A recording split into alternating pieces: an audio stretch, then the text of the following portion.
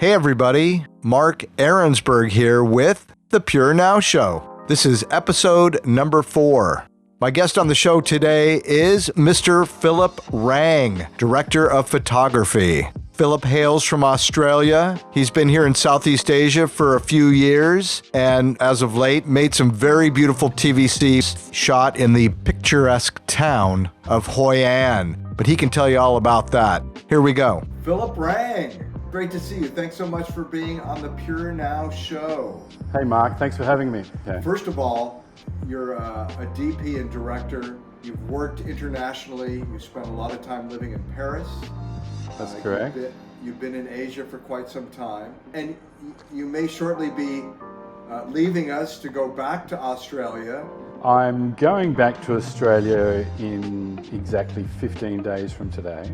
Well, I'm glad that we met when we did and we're able to do this. I want to know, obviously, more about you and your career, your professional path, your journey. And I know that part of your passion is photography. You had your own studio. That's correct, in Paris.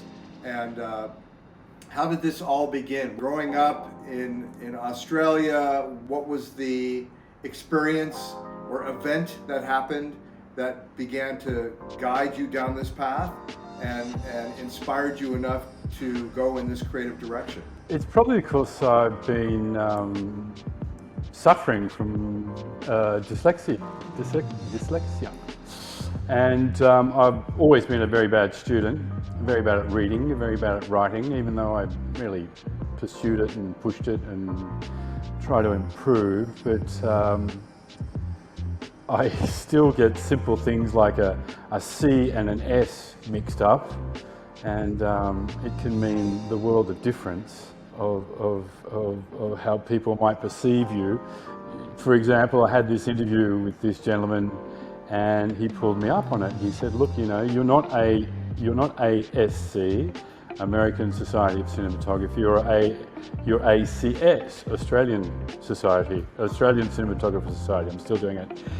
And it was a simple thing. It was in front of me and I didn't see it. I didn't recognize it. But so that's how I found it more simple to express myself through images and photography. Why film?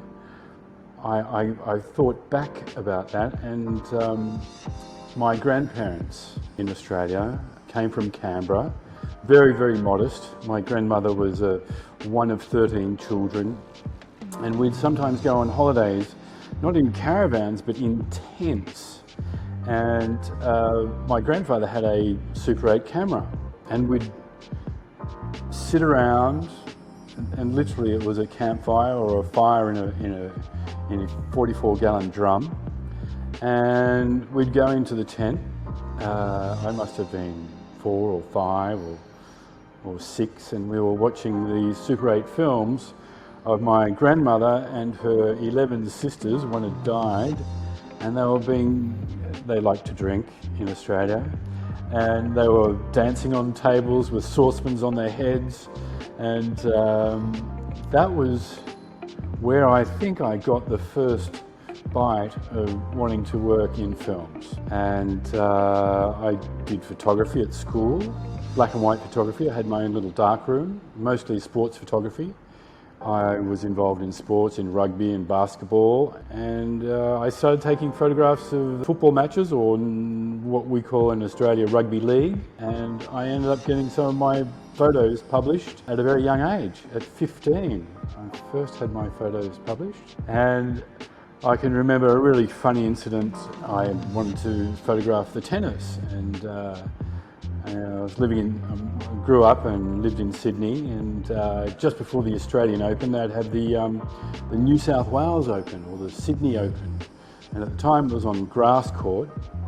So I'd get a business card printed off. It would just have Philip Rang, photographer, and I'd write a letter with a typewriter because we didn't have computers in those days, and I'd send it off to the Tennis Association, who was organising the competition, and I asked for an accreditation, and there I was, as a 15-year-old or a 16-year-old, taking photographs at these international events. And I remember, I don't know whether you remember a tennis player, what was his name? Rod Turner? Anyway, I had all these massive tennis stars right in front of me, and there I was on centre court with my little camera taking black and white stills. It was a huge thrill. So I was automatically bitten by the bug of taking photos, and you only get good at taking photos by taking photos.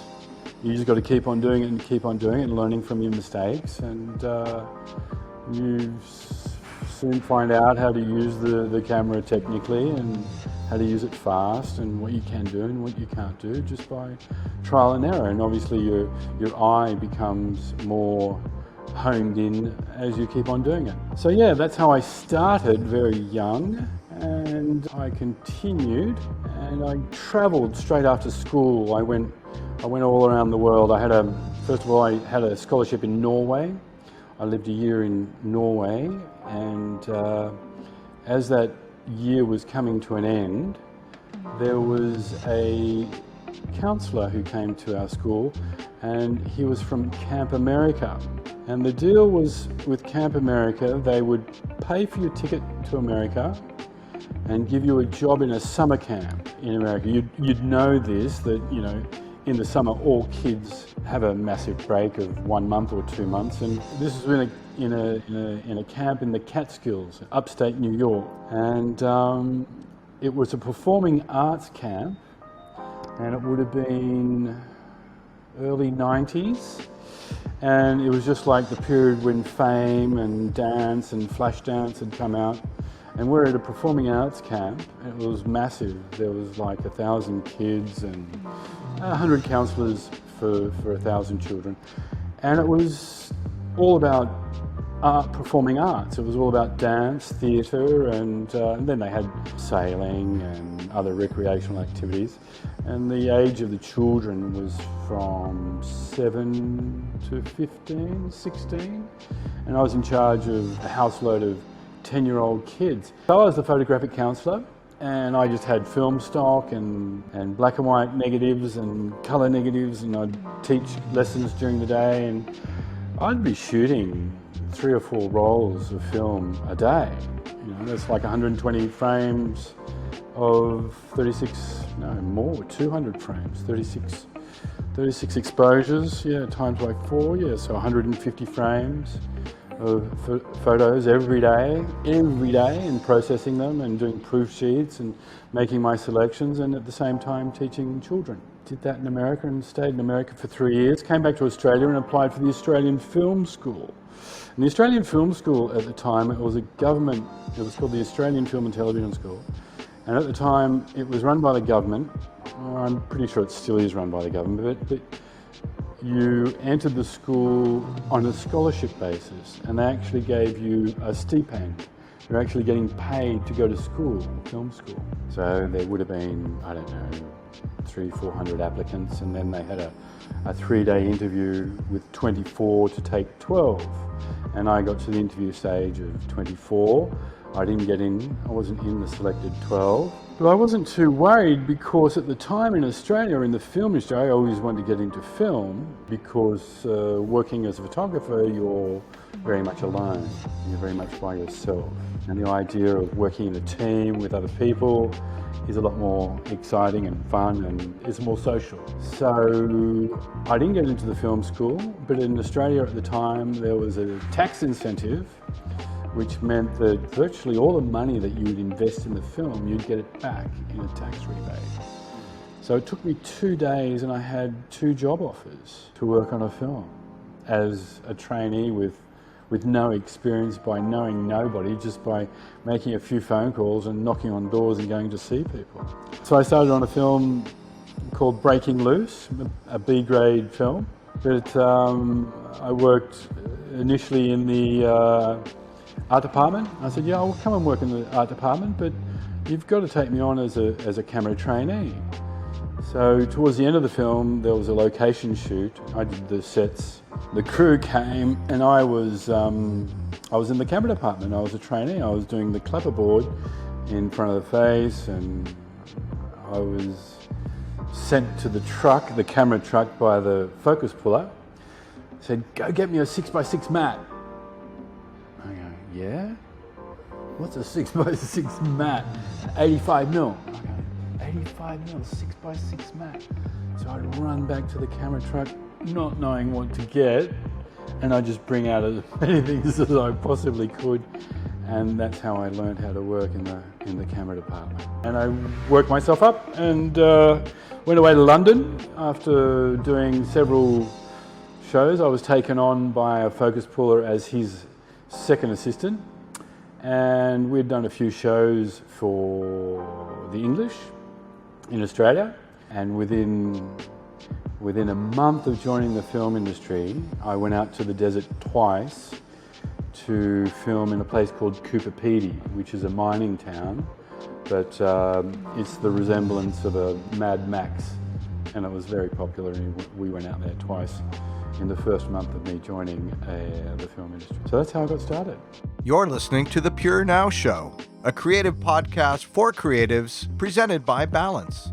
Do you feel that maybe this move into a visual referenced creative life saved you from potentially having a lot of difficulty and not being able to maybe even function well? I still deal with it every day, but you know, you become resourceful. You know, lucky with computers now we have spell check and that's sort of taken care of. It saved me. I don't know, it seemed more of the logical thing to do. Working in a visual medium, the logical path I should have taken, and I did, and I have. What was the opportunity that presented itself that really kicked your career into gear? What was the one job or opportunity again that you received that changed things for you? Well, it was that film, The Message from Fallujah, to be quite honest with you. I was very lucky in being able to do that film. I was asked to do it by the producer, and then the director said that was a great idea.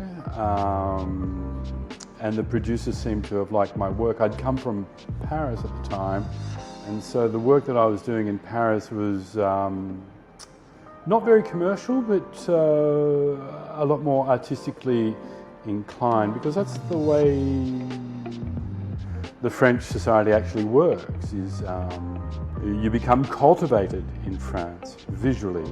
In America, in Australia, in the UK, just to give you an example, at the end of the news, the daily news at 7 o'clock or 6:30 or 8 o'clock or whatever, there's always a segment in Australia or the UK or America about sport for about 10 minutes. The sport's so important in all of these countries.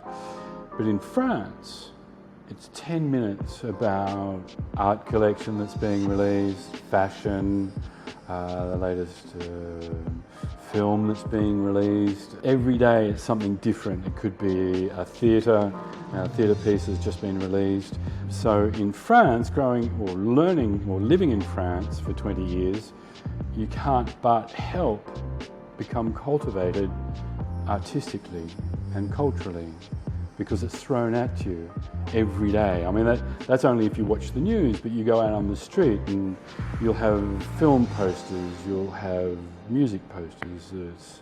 The culture is extremely important for the French, and you can't help but become cultivated and develop your sense of taste, of good taste, whatever that might be. But was that experience, that 20 years there, did that help formulate your aesthetic, and did that play a role in how you would present your work in the future? Very much so, very much so. And I can look at work at the moment and I go, that's rubbish. That's just rubbish. Yeah. Only because I've been privileged to see some of the best work, which has been coming out of France, without sounding too elitist or French. snobby.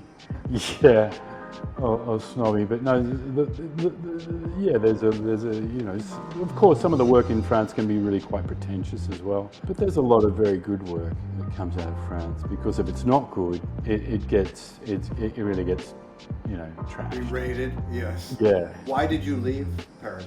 My father was French, and so I went to France to meet him initially and to be with my French family. I have an uncle and I did have a grandmother there.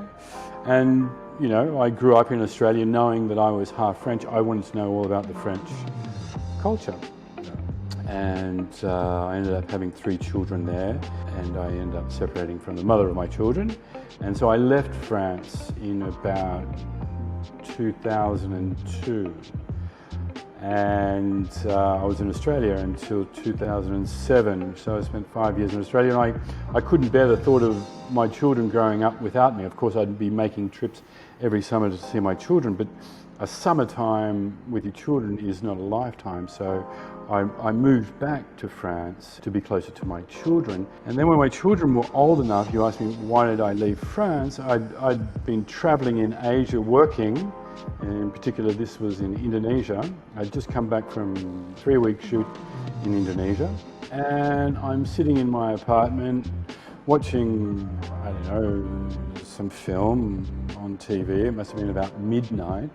I started getting all these phone calls. First of all, it was my children. Papa, you okay? You okay? You okay? And it was in November 2015 when there were these simultaneous attacks on the streets where people were being killed randomly.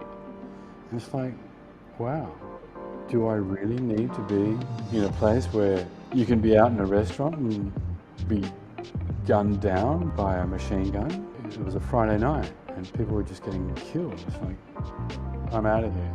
I've got, besides my children, I don't have an attachment here, and I don't need to be around all of this. And the guy that I'd been working with in Indonesia was an Italian guy, and he said, Vietnam is extremely busy. It's a good place to go for work. And I'd been coming to and from Vietnam since 2004. So I came to Vietnam on spec, packed my bag, made a few phone calls and said I'm on my way. And I started to work prolifically in Vietnam as from the end of 2015. Yeah, and it's been a pretty good trip. So that's why I left France, because people were getting killed and my children were just about to finish school. Yeah. And I thought, well, it's time to head towards Australia. And Vietnam was halfway on the way home to Australia. And so I'm on my way back to Australia in 15 days' time. I'm sure there were projects that were not ideal. Give me an example of maybe a project that you worked on that, although it may have been nightmarish at times, but you learned some things from it. They're not very artistically challenging or interesting, and you do them because you can and you know how to do them. And then we get asked to do that work for 24 hours without a break and without extra money. And it's like the only country in the world where people think it's acceptable to work for 24 hours making films. And what have I learned from that is to say, no, I'm not interested. It's always good to practice your craft. It's always good to be doing what you love to do, but it comes to a point where it becomes a chore and it's not interesting, and you become burnt out and you go, I'm not doing my best work. I'm not creating anything that's really outstanding or exceptional. I think other people can do this. Yeah. So what I've learned from that is just say, no, it's okay. Yeah. So on that note, you're looking back at your younger self as a creative person. Now that you have learned certain things, learned lessons, and can avoid certain pitfalls, how would you address that? How would you counsel yourself or mentor yourself now that you have the knowledge that you have? Well, I the way I'd counsel myself, which I also counsel my children, I have one daughter who is an artist and she wants to be not a fashion designer, but she wants to make costumes for the theatre. And so I tell her, look, if you want to be good at what you do as an artist, you have to be the best of the best.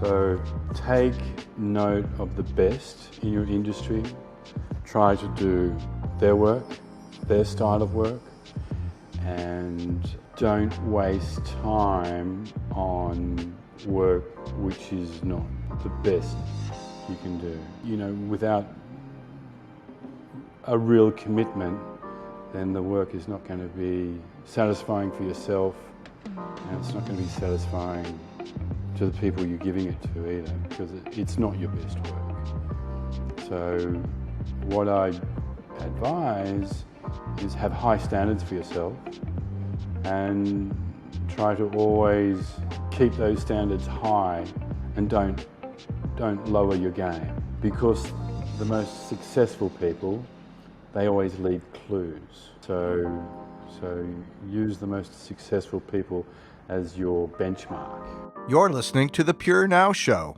a creative podcast for creatives presented by Balance. What has been your experience being here in Vietnam? I mean, when you came, you said you were very busy, prolific, there was a lot of activity, a lot of work for you. What was the difference in, say, making films or working on projects here versus some of the other places? I mean, you've been all over the world, you've shot all over the world. It was wonderful to be able to practice my craft and be very busy and to be inventive. A lot of the time I would suggest things and people would run with it and they would work out really well. And then a lot of the time it's not what people wanted. They wanted something that they'd already seen before, and they weren't interested in breaking new ground or being adventurous and doing new work. It was pretty much standard of what has already been done, and people not listening to what I'd like to do. And you're obviously working in a collaborative field, so you have to, you know, toe the line. You can't always do what you want to do. You have to sort of, you know, go back on what you'd like to do and do what you're asked to do. And sometimes you're asked to do things that anyone can do, I guess. But you do it because you've been asked to do it. And, you know, that's what you paid for, and it's like, okay, we'll get along and we'll make sure it finishes on a happy note. And my last job that you liked in Hoi An, I was extremely lucky because I had a client. I was working directly with a client and they came to me and we worked in a very collaborative way. You know, they had a very simple fairy tale idea, and I'd known about Hoi An, and the fact that they wanted to shoot there was just like, wow, this is a dream come true because it's such a beautiful place. Plus we had a beautiful girl, and the story was very simple. I love stories which are simple without any complex narrative, and it's very straightforward. And you can tell the story in subtle ways and not having to be so loud. And be elegant. That's another thing that I learned living in France, is being elegant and subtle and discreet and soft and gentle. And so I was very lucky with this client. They had the basic idea, the basic structure, what they wanted, and we built from that. Very lucky. It was a wonderful, loving, collaborative experience. And that sort of working is thrown up on the screen. Hoi An is the coolest place I've been to in Vietnam thus far. It's like a movie set all the time. I've only been there during the day. I haven't seen it illuminated in its romantic nature at night, but I plan on returning in the short term. And it must have been a lot of fun to be there in the evening and kind of have your way with that location. Well, it was very exciting, but with the pandemic, Hoi An is almost dormant. So there was none of those lanterns crisscrossing the streets as you see in the TVC. We actually had to rent and put them up because it's extremely quiet. There's nobody there. There's like nobody. So we had the town to ourselves, which was great. We'd wet down the ground and we'd make it shine and sparkle, and we had smoke to create a little bit of ambience, and a beautiful girl in an foyer. I call it the dream job. The whole thing about doing something good is being prepared and preparing your work. It must have been a nice experience for you to just relax here. You met a woman here, right? You're married now. That's right. I'm taking her to Australia with me. Yeah. Is she excited about this adventure? No, 15 days away and the bags are packed. Yeah. Yeah. She's excited. She's really excited. This is going to be a really wonderful adventure for her. She's already there. You're in a global industry, and the pandemic certainly has impacted so much of it. I mean, it's pretty much shut Hollywood down for a long time. I know there are things coming back. I know they're shooting a lot out of the country, going to places where it's more viable. How has that directly impacted you? I've got myself a ticket in 15 days' time. Yeah, right. Yeah. There's a lot of work going on in Australia with a lot of American films going on. And, Marvel are building 2 new studios in Australia because they plan to keep on working in Australia. There's a new tax incentive for foreign films to be working in Australia. This time last year in Australia, and most other places, the film industry had basically shut down, and it's come back like on fire just recently. So I am planning to leave Vietnam to take advantage of the new boom in the film industry in Australia. I've got friends that they've been booked on jobs, colleagues, cinematographers, and they can't get crew. The crew are not available because they've all been gobbled up on these American films, and they can't get a gaffer, they can't get grips, they can't even get camera assistants. Yeah. It's so busy. So I'm very excited about going back to Australia. So how's the pandemic? Yeah, affected everybody, of course. And people are shooting elsewhere than in Hollywood. They're shooting in Australia. So it's really exciting. Well, I appreciate that you took the time to come on the show and chat with me, and that our paths crossed serendipitously. Fantastic. And I'll see you again soon before I leave. Yeah, for sure. All right. Safe travels to you, and all the best to you and your family. And thanks again. Philip, really appreciate you coming on the show. My pleasure, Mark. My pleasure.